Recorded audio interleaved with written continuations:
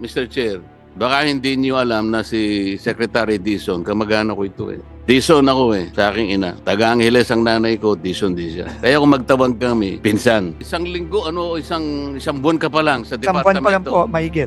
Isang buwan ka pa lang, pinsan. Pero yung bigote mo, hindi mo namumuti na eh. Ano kaya kung tumagal ka ng 6 months? Ako'y nalulungkot sa'yo eh. Pero ang budget mo, pang budget lang ng barangay kapitan. Sobrang nakakagulat na balita. Grabe, Marcoleta pinahiya si Vince Dizon, pinipilit na mag-resign. Binira si Marcoleta ni Vince Dizon, finish na wala ng takas. Ayon sa nakalap nating impormasyon, ganyan talaga pag may sabit sa flood control, kaya todo tawag na ay pinsan. Kitang-kita ang stress sa DPWH ni Secretary Vince Dizon. Isang buwan pa lang siya sa trabaho, pero yung buhok namumuti na. Ano pa kaya kung tumagal pa daw siya ng 6 na buwan? Grabe si Marcoleta, pinahiya si Vince Dizon, pinipilit na mag-resign. Binira si Marcoleta ni Vince Dizon, finish na wala ng takas. Tara panoorin natin. Thank you, Mr. Chair. Let's talk about clearing the system, Mr. Secretary. Let's go to the jugular. Doon po sa aming pagdinig sa Blue Ribbon, there was an instance where I asked your predecessor, what are the things that are being placed above the NEP? Kaya nagbo-bloat yung budget natin. He was talking about allocables, was talking about leadership and unprogrammed, and then the FLRs, which happened after the BICAM. Pangkaraniwan na yun, it's always the difference between the NEP and the GAA. I was able to calculate from what he told me at that time. I was able to summarize at least 1 trillion pesos over and above the ceilings indicated in the NEP. So, Mr. Chair, dito po sa 2026 proposed expenditure program of DPWH, nagkaroon ng revision from 880 billion ba to o million? 880 billion to only 624, or all in all 625.7 billion. So, nawala na ba yung sabi ko rito, taba ito eh. Kumbaga, Mr. Chair, sa katawan ng tao eh. 1 trillion peso additional to the ceilings already indicated in the NEP is 2 months. Parang ang sabi ko taba na ng tao yun eh. Pag hindi natin inalis yung taba ng tao, ikamamatay niya yun eh. So, ano ang presumption dito, Mr. Chair? Sa 625.7, nawala na po ba yung binabanggit natin? Unang-una po, no, as a matter of fact lang po, ang nawala po dyan yung flood control locally funded projects at ibang mga proyekto. Pero kung ang tanong nyo po ay nawala na ba lahat ng taba?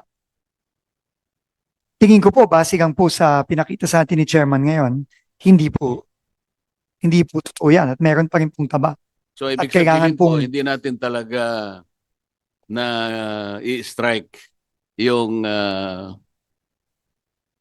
taba ng sistema. Hindi natin siya na-address. Kailangan pong i-address, pero tingin ko po ang pag-a-address sa kanya, kailangan simulan sa budget, pero kailangan din po simulan sa proseso kung paano nagpapasok ng mga proyekto sa National Expenditure Program. I think, Mr. Chair, we can start by reviewing the allocations per district. Tama Kasi po, Tama po. nakita ko doon sa 2024, 2025, and finally 2026 budget allocation. Meron kang makikita dyan, Mr. Chair, na talagang lopsided eh. Merong bigla na lang magkakaroon sa isang district as much as 5 billion to 11 billion, samantalang iba at least 1 billion. Hindi ko maintindihan yung philosophy behind that eh. Sa palagay ko, yung nakapark dyan at saka yung taba-taba dyan, nandyan lamang yan eh. So unless and until we are able to justify Bakit halimbawa ang isang distrito na napakaliit compared to other districts? Wala naman significant na difference yung dalawang districts eh. Pero makikita mo, 11 billion yung isa is only 3 billion. I don't think that is justified. So, kailangan po siguro nating suyurin, Mr. Chair. Hanggat hindi po natin nagagawa yon, hindi po mawala yung taba. Pagkatapos yung leadership, Mr. Chair, ako po, nagtagal po ako sa House of Representatives. Eh. Mabuti na lang, party list lang ako. Hindi ko po minamalit ang party list. Pero kaya ko lang nasasabi sa party list, naging kalakaran na lang eh. Pag party list ka po, masaya ka na sa 150 million eh. Yung inyo pong constituency is nationwide. Mr. Chair, para ka rin senador eh, pagka party list ka eh. Kasi nationwide ka eh. Pero ang budget mo, pang budget lang ng barangay kapitan. 150. Samantalang ang regular congressman, nag-average po ng 1B. Nasaan po yung katwiran doon, Mr. Chair? Nationwide kami, saka gustuhan ko halimbawa na masuklian ko ng utang na loob dahil sa napakaraming botong nakuha ko sa iba't ibang panig. I-apportion ko sana. Sa 150 million, Mr. Chair, yung isa mabibigyan mo lang ng 300,000 na lang o kaya 250,000 at sasabihin sa iyo ng mayor, salamat po congressman sa binigay nyo, at least may tatayo ko na po yung kubeta na. Nakita po ninyo kung gaano po. Samantalang ang isang distrito, 11 billion, merong 8 billion, merong 6 billion. Secretary, Mr. Chair, hindi ko po nakikita yung justification. Kaya nga ang tanong how do you allocate the finite resources of this country? Yung economist, sandali lang niyang sasabihin sa atin. Alam niyang kwentahin eh. Marami siyang variables, marami siyang parameters. Pero dito po, pag tiningnan nyo isang distrito, wala kang makikitang significant variable o indicator kung bakit mas marami ang dapat niya makuha. So let's start with that. That is supposed to be the starting point. Ang sabi mo kanina, Secretary, we should err at the side of caution. Gusto kong palitan. We should act at the side. Ayoko magkamali tayo. Not even erring. We should act on the side of caution. Agree po, Mr. Chairman. 100%. And then, Mr. Chair, kung pwede ko pang idagdag sana to, dito po itong Asset Preservation Program ng DPWH. 2022 to 2025, talagang papataas po yung expenditures. 117 million, a billion. 2023, 124 billion. 2024, 139 billion. 2025, 153 billion. Talagang papataas eh. Mr. Chair, tama naman ito eh, sapagkat kapag itong perang ito nagamit natin sa tamang pamamaraan, magagamit natin ang mas matagal ang ating mga kakalsadahan, mga bridges and so on and so forth. Di ba tama yun, Mr. Secretary? Tama po, Mr. Chairman. Pagkatapos biglang nagkaroon ng 2026, naging 105 na lang. Ang ibig ba sabihin nito, yung papataas na ganun, 4 na taong papataas, tas bigla mong ginanon. So, naisip ba natin na wala nang kwenta yung preservation program natin, Mr. Chair?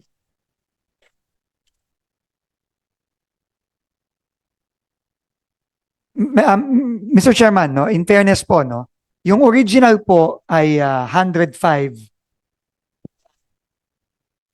billion. Pero itinaas po ito to 115. 123. 115 po. 115 lang po. Hindi po 123. Hindi, sa record ko po kasi 123. Ang final po ata na HGAB ay 115, Mr. Chairman. Pero tumaas pa rin po ng 10 bilyon. So mababa pa rin kesa doon sa Mababa pa rin po. trajectory na nangyari Tama po. in the last 4 years. Tama po. So ang assumption po ba rito ay hindi na natin talaga iniisip na i-preserve yung ating mga assets. Hindi naman po ganon ang sinasabi sa akin ng mga kasamahan ko.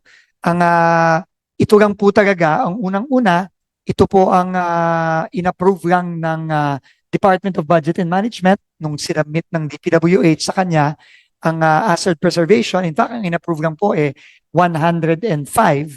at ito po ay nataasan ng konti ng HGAB to 115. Pero tama po kayo, kailangan po talaga humabol. No, kasi like ngayon po, no, ang dami po nating mga tulay na nagkakaproblema. Kasama na po halimbawa ang San Juanico, yung bumagsak na tulay sa Cagayan. No, so ito po lahat ay dapat kasama sa asset preservation program natin na unfortunately nababawasan po no itong mga nakaraang mga taon. Pero unfortunately din po ito lang po ang inapprove. Pero we will welcome po kung itataas pa po lalo ito ng House ay ng Senate Finance Committee, Mr. Chairman. Mr. Chair, akala ko yung isa po sa isasagot ninyo ay dahil sa karanasan din natin na ito pong laki ng perang ginamit natin. Halimbawa 2022, 117 billion. Pagkatapos sumunod na taon, 124 billion, 139 billion, hanggang umabot ng 153 billion. Pero hindi po natin nakita talaga na naging matagumpay po yung preservation ng ating mga assets, lalo na yung kalsada natin. Kasi marami po kaming nakita, lalo na po yung mga projects natin kung tawagin ay road slips, ano? Meron tayong mga landslide projects na yan, at saka yung slopes protection. Ang dami po, dapat makikita ninyo dyan dahil sa bago pa lang kayo, pero alam ko po na napakarami pong alingas-ngas sa departamento na yan. Dahil sa halimbawa po yung Rocknet halimbawa. Alam naman po natin meron kayong memorandum sa DPWH na kailangan either ASTO ang specifications ng Rocknet o kaya ASTM. Nagpalabas po kayo Alam ko po, alam ko pa yung number ng inyo pong memorandum. Mr. Chairman, luma po ata na ano yan, no? Pero actually, para dito sa 2026, pinatanggal po natin lahat yan. No? Mabuti pinatanggal nyo kasi hindi naman sinusunod Tama po. Alam po ninyo, ang standard ay ASTO o kaya ISTM. Pero ang ginagamit po pangkaraniwan, at ito'y nakita na natin sa maraming panig ng ating kapuluan, bibili sila ng Rocknet sa China. Ang presyo po ay halos 62% ang baba niya doon sa talagang dapat na gamitin. So Mr. Chair, dahil sa nung nagbidding sa ASTO yung nilagay niya at saka ASTM, napakataas na uri ng napapangiti si Yusek Ador, alam niya ito Pagkatapos bibili sa China, alam mo Secretary, pati yung ginagamit na ilulubog horizontally at saka vertically, kung minsan dapat 5 metro, Mr. Chair, 1 metro na lang. Alam niyo yung Rocknet kung gaano katibay yung galing sa China? Parang binalot mo ng sapot ng gagamba, Secretary. Kaya po hindi na preserve. Kaya po ang landslide, gano'n na lang po nangyayari. Kaya ang alam ko, kaya po siguro nyo binaba. Ang gusto ko sanang isagot yun, napansin po kasi namin, sobra-sobra talaga, pero hindi naman talaga nakatutulong para i-preserve yung assets na ating mga nagawa sa mga nakakarang mga panahon. Mr. Chairman, alam niyo po, na-mention niyo po yung rocknetting. Pero habang ako'y araw-araw na tumatagal sa departamento, lahat po ng sinasabi niyo, nakikita po natin on the ground. Ngayon lang po, meron pong bumagsak na kali ngayon sa Bukidnon, kahapon. Yung Buda Road sa Bukidnon, papuntang Davao. Hindi po natin alam kung ano ang dahilan nun. Pwede pong earthquake ang dahilan, pwede pong landslide ang dahilan, pero pwede din pong kakulangan ng asset preservation. Ang dahilan. Dahil po itong kalyeng to 99 pa ata o 2000. So 25 taon na yan. No? So marami po ganito, no? At very very unfortunate po itong mga pangyayaring ito. Pero kagaya nga ng sinabi ko kanina po nung sa aking opening statement pa lang, wala po ako dito. At madali po para sa akin siguro dahil isang buwan pa lang po ako siguro dito. Isang buwan at halos isang buwan at kalahati pa lang ako dito. Hindi po ako pumunta dito para idepensa itong mga nangyayari sa DPWH. Pero nandito po ako, ginagay po ako ng Pangulo dito at yun ang kabilin-bilinan niya para po baguhin. Kaya po lahat po ng suggestion na ni Chairman na nakikita natin na obvious na may problema, talaga po dapat baguhin na naman natin ngayon. Kasi po, matagal na po ito. Matagal na po ito nangyayari, hindi lang po ito ngayong taong ito. Mr. Chairman, hindi lang po the last 3 years ito. Sabi nga po ni Senator Ligarda kanina, dekada na po ito. So, ako po, sabi ko nga ako, nandito lang ho ako ng 2 taong kalahati. At hindi ko sasayangin yung oras na ginagay po sa akin dito ng Pangulo para lang makipaglokohan at hindi baguhin ito. So isang linggo, isang buwan ka pa lang sa Isang buwan pa lang departamento. po, mahigit. Opo. Alam mo, Mr. Chair, baka hindi niyo alam na si Secretary Dizon, kamag-anak ko ito eh. Dizon ako eh, sa aking ina. Taga-Angeles ang nanay ko, Dizon din siya. Kaya kung magtawag kami, pinsan. Isang buwan ka pa lang, pinsan. Pero yung bigote mo, hindi mo namumuti na eh. Ano kaya kung tumagal ka ng 6 months? Ako'y nalulungkot sa'yo eh. Alam kong gusto mong ayusin, alam kong gusto mong baguhin at magbago lahat ang problema ng departamento. At ako ay isa sa naniniwala sa kagustuhan mo na mabago mo ang maraming problema na kinasasangkutan mo ngayon. Kung matutulungan ka lang namin sana ng higit pa sa magagawa namin ngayon, ay gagawin namin. Alam ko naman ang ating chairman ay isa sa mga maasahan natin kung pag-uusapan ay yung paglilinis ng departamento. Katulad halimbawa nung kami po ay naghihiring sa ibang komite, yung Philippine Science Agency, siya pala ay may kakayahan na magbigay ng maraming pantulong sa mga iba't ibang ahensya ng ating pamahalaan. Alam din niya kung anong pwedeng itanim sa anong lugar. Meron yata silang mga technology na nakakalap o nagagamit, may mga equipment sila. Ang sabi ko sa kanila, Mr. Chair, Secretary, bakit hindi mo tulungan ng DPWH? Hirap na hirap sila. Isip-isipin mo ako, yung sumbong sa Pangulo na ginagamit nila ngayon ay nanggaling sa MYPS application. Dapat sana ang ginamit yung PCMA application. Kaya makikita po ninyo kako, pag kinumpara nyo yung dalawa, magkakaroon po kayo ng discrepancy ng coordinates. So, tumatango-tango si Yusek Conti. Tama o hindi? Ako po kasi, nireview ko yung mga submissions. Dahil binigyan po ako ng USB ng Pangulo nung simulan ko po yung Blue Ribbon nung ako pa po ang chairman. Kaya hindi ko po extensively nagamit sapagkat yun lamang siniyasat namin, nakakuha na ako ng mga ilang projects, nag-random lang ako. 15 yung nakita ko, magkakaiba yung coordinates, hindi pareho. Magmula sa 67 to at least 477 meters ang coordinates na pagkakalayo. Ay sabi ko sa Philippine Science Agency, bakit hindi mo ako tulungan? Nakita mo, wala pala kayong wala pala kayong satellite connection dahil mahal daw. Sabi ko, kahit mahal ito, Secretary, kung ito ang kinakailangan para lamang yung inyong mga encoder sa baba, hindi nakakagawa ng kalokohan na ipinapalit-palit yung mga litrato na kunwari tapos na yung flood control, hindi para tapos. Ang ginagamit lang nila mga cellphone na yung signal mahina pa. Kaya nga, pag mahina ang signal, lalong lalayo ang coordinates. Hindi ba, Jose Cador? O, yan po eh.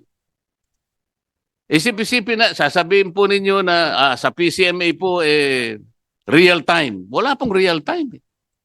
Yung encoder po ninyo, ginagawa po niya, nag-i-encode siya every end of the month. So monthly. Wala talaga eh.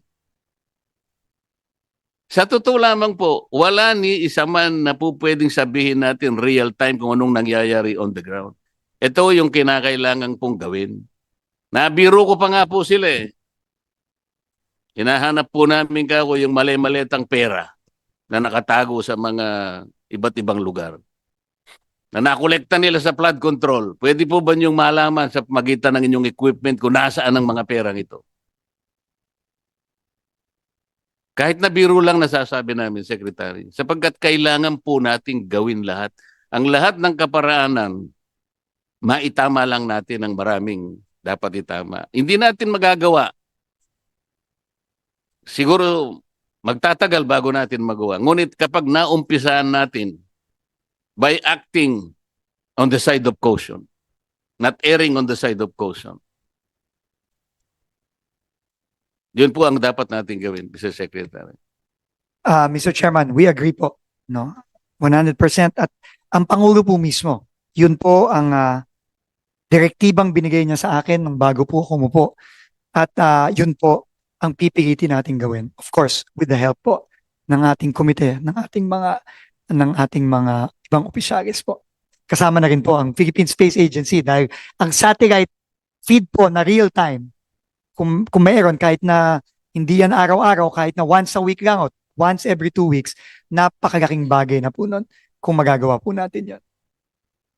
Yung po mag-audit ng project natin, pwede kaya natin gawin, Mr. Chair, na kasangkapanin na lang natin ang JICA para po makita yung... Kasi sa aking pagkakaalam po, yung kanilang mga auditor, yung kanilang mga engineers, mapagtitiwalaan po eh. Baka sakaling yun po ay makatulong din sa atin. Pwede tayong humingi ng tulong po sa hindi lang sa JICA, kundi pati sa ADB at sa World Bank. No, tingin ko yan po ay posible, Mr. Chairman. Pwede ba nating i-consider, Mr. Chair, na kasi po nung nagmi-meeting kami sa Blue Ribbon, isa po sa mga lumitaw na mga rekomendasyon. Dahil nagsisimula po yung corruption sa mga engineering districts. Pwede kayang i-streamline natin yun. Ang suggestion nga po, alisin na yung mga engineering districts. Meron ba tayong ibang alternative? Kung sakaling tanggalin ang mga engineering districts, halimbawa, kung ano man alternative na gawin natin, wag na ganun karami. Pwede po nating pag-aralan, Mr. Chairman. No? Marami po talagang kailangan repasuhin at baguhin, no? Dito sa departamento. Dahil nakita naman po natin na yung current na sistema nagresulta dito sa nakikita na natin ngayon. So, kailangan po talagang baguhin. At, Pangkaraniwan po kasi, Secretary, hindi naman lahat nangyayari sa mga districts. Ang congressman po kasi, ang siyang nakapangyayari doon sa pag-appoint ng district engineer. Hindi po sa lahat ng pagkakataon ganoon. Meron namang hindi. Pati pag-alis ng engineer o district engineer, nandun pa rin sa kapangyarihan ng kung sino man yung makapangyarihan ng congressman na yon. So nakita po ninyo sa aming initial na pag-iimbestiga, yung first engineering district ng Bulacan, isipin po ninyo, 2022 to 2025, nakapagdala si Saldico ng 35 billion sa isang distrito. Paano po natin i-justify yun? Yun po eh. Maaring drastic po yung sinasabi namin na tanggalin lahat ng ano. Ngunit, yung ganun pong pangyayari, kung ano man ang katapat na solusyon nun, drastic man o hindi, dapat hindi nangyayari yung ganun. 35 billion sa loob ng 4 na taon. Kulang-kulang sa 8 billion pesos per year, Mr. Secretary. So, ito po yung dapat nating tugunin. Ito po yung dapat nating i-address para yung sistema po, mahirap baguhin ang sistema, ngunit kailangan po nating i-address sa lalong madaling panahon. Ngayon, ikaw, bilang Pilipino, ano ang masasabi mo at reaksyon sa balitang ito? Mag-iwan ka ng komento sa ibaba at atin pong babasahin isa-isa.